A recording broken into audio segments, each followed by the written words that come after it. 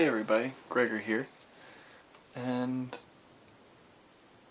today I want to talk about fundamental. It's how we relate to each other, and a word a lot of people use to talk about that connection is love, and what really love is. And I have a different perspective than most people, but not all people.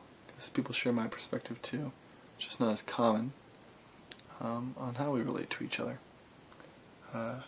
One word which helps understand some of these concepts is polyamory. And what really is polyamory? And polyamory means many love. Poly, many, amor, love. And what that really entails, there's a book I started writing a while ago, and I published it online at one point, and I've been adding more to it. I need to get it out there. I got some more photography on my last trip of humans, society, which I need more of for my book, because it has my photography going in it. And it's called If Time is an Illusion, because one of the greatest thought constructs, that dictate how we perceive our reality is time. And it's very detrimental when it comes to how we relate to each other, because we're all just reflections of each other. We're reflections of the one. Different energies being polarized out of this pure infinite balance. And one of the things that sets us back a lot is time, and also attachments, and being attached to a specific point in time. And a major notion with love and how it takes place is the masculine and the feminine, how those energies draw in. A problem with a lot of people in society is those energies are out of balance, and they're either more masculine or they're more feminine. And if you're more masculine, you're going to seek the feminine. Through spiritual practice, you're trying to balance those levels. When we can balance those levels, you can also find lovers whose those levels are also balanced. And you can experience a very beautiful, balanced form of relationship. And one without attachment. Because you're not needing, thriving, thirsting, lusting after that other polarization, because you have it within you.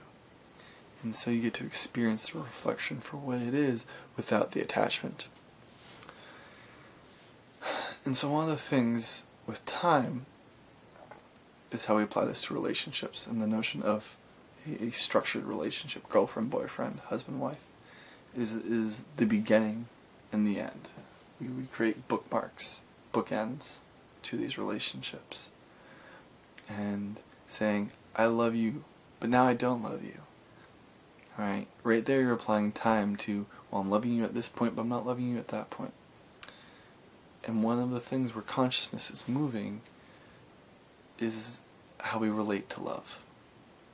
And instead of just saying, well, I love you now, or I'm learning to love you, it's not a gift. It's not,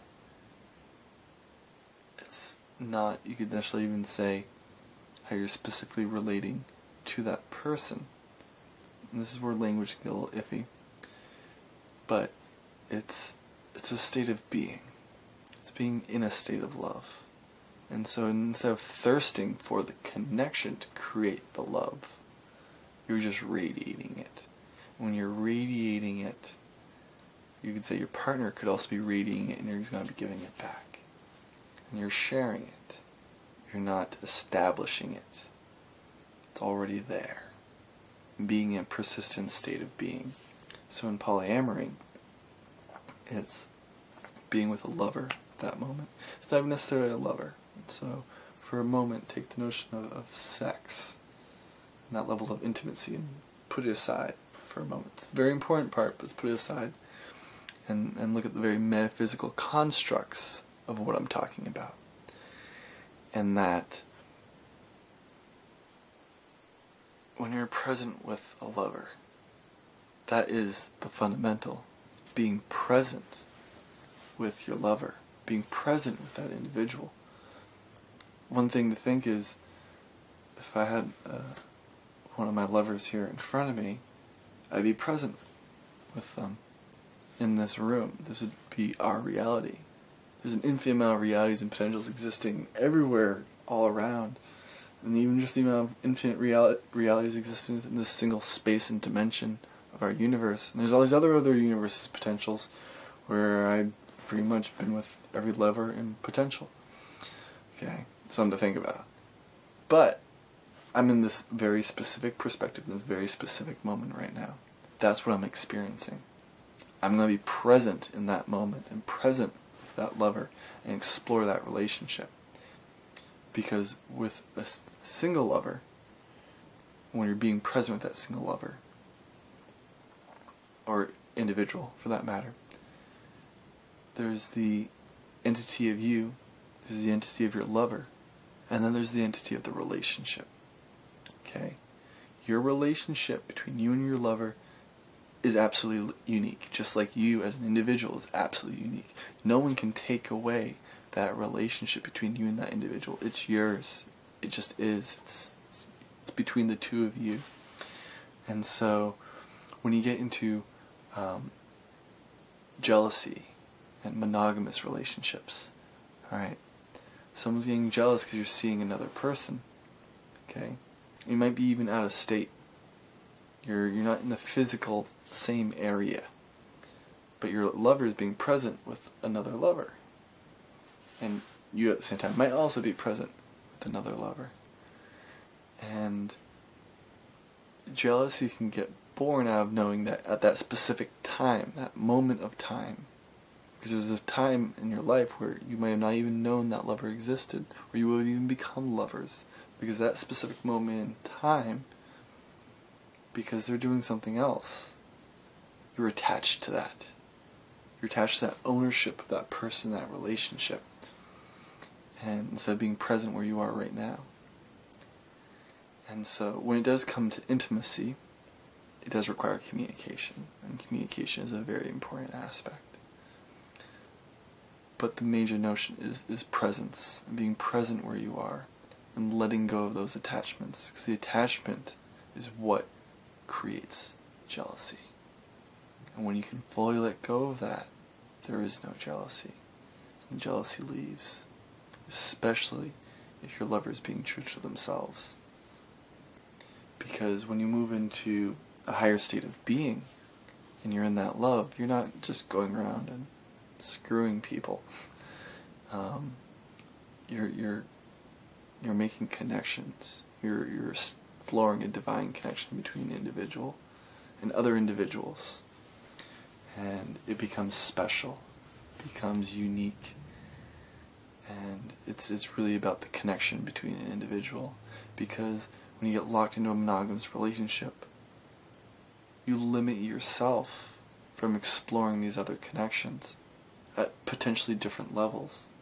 The fundamental being the divine connection between you and that individual, and being present in that moment.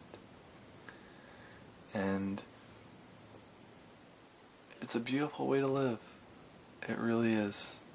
Because you're letting go of a lot of these negative emotions that hold us down. And you're just here. Like, I think tomorrow I'm going to go to the machine shop and magnetize this coil. That's what I think I'm going to do. I really can't get that far ahead of that. I'm going to go home for Christmas. But still, like, it's really tomorrow and right now. I don't get much farther than tomorrow usually. And there's still planning. There's still, being aware of the future. But I'm not planning out my future to be like, I'm going home to Maine for Christmas, but I'm not structuring it. I'm going to allow the universe to present to me what needs to be presented to me. And so I'm in a state of being, a state of presence. And this is really important in terms of how we relate to other individuals. And so when you can be in a fully state of presence, it allows you to let go of a large majority of the negative emotions that attach themselves to us. I'm not saying to run from those emotions. Because even being polyamorous, there'll be times where you feel jealousy. And the more you go into this mindset, the less those emotions do affect you. But they happen. And with any emotion, you breathe it in. You experience it as you hold it in to your being. Fully embrace it. Why am I feeling this? That's why I'm feeling this. Whoa. And breathe it out. Release it back to the universe. And so, with this new form of how we relate to each other, because a relationship is how we relate to each other, it's a connection, we need to figure out how we understand that connection between each other. And what's really important is communication. The communication between each other, so you can understand each other, where you're at, where your philosophies are, how you want to relate to each other, what you both desire out of this relationship. And then there's also the notion of the other relationships that exist in your life and how you go about that. We all set ground rules in relationships, but it's still important to understand the uniqueness of your own relationship with an individual. Because if you have one relationship with an individual, it does not necessarily impact the relationship of you with another individual. When I say necessarily, is we all do influence each other. If I have two lovers that I'm seeing routinely, and we live in the same area, and so it's a common thing, there needs to be a high level of communication, and your relationships will most likely affect each other, yes. But one thing to understand and respect is that my relationship with one individual is unique. It's between us, and it only exists between us. And the relationship between me and the other individual is unique. It only exists between us. In essence, the two are separate relationships. Even though the notion of separation is an illusion, but really understand how you can define the different aspects of these relationships, because people entwine them.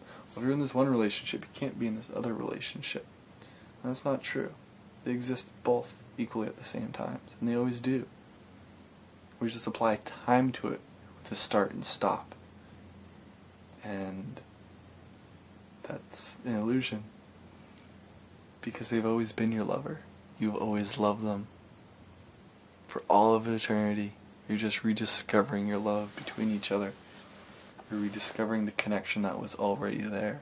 And that's what time, the construct, does, is rips and pulls that apart, puts us into a further state of forgetting. And so, the thing to then realize, if you have two lovers, okay, there are two unique relationships, there is the notion then to realize, in terms of how you relate to each other, is then there's a triad between the three of you, and the energy between the three of you. So each of us is an entity. That's three. Each of our relationships is an entity. That's 5 aspects now. And the relationship of all 3 of the whole system is a 6th aspect. There's 6 aspects to this system. We all need to recognize that, because we'll blend all of those together. Humans will do that. You'll get into a relationship with someone and you'll forget about you, and the relationship will become one. And ideally, you always want to move toward this oneness in a relationship, but remember the uniqueness and the oneness of you too. It's the self and the selfless, the group and the self. The ego becomes aware, the greater ego, but the ego also doesn't want to forget about itself. There's a reason you're perceiving this reality right now, and to recognize who you are and who everyone else is, because we're all just reflections of each other. But if you start to blend all the reflections back together, all you have is God, and the experience disappears. So the experience is about the uniqueness and how we relate to each other's uniqueness is what creates the experience. Time helps foster this level of experience. I personally feel we're moving to a level of consciousness where we're moving out of time. And so how we relate to each other is one of the most important aspects of all reality. That's why love is at the forefront of so many human creations, stories, and movies, songs. Love is a powerful thing in terms of how we perceive each other's reflections. And so it's understanding how to dance with each other.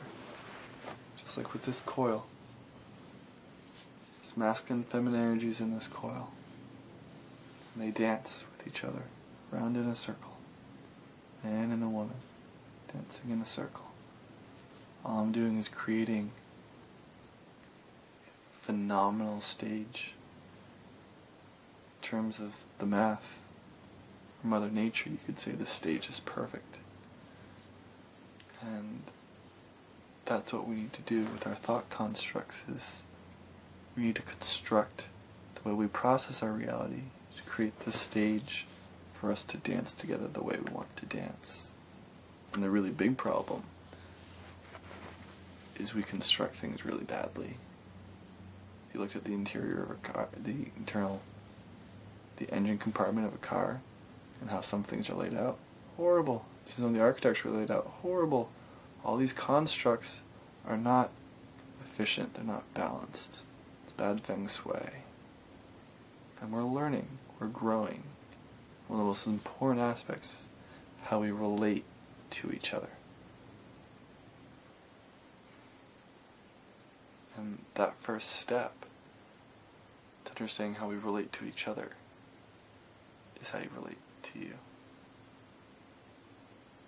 When you can really understand how you relate to yourself, you can really open up your eyes and see how you relate to the whole world. Namaste.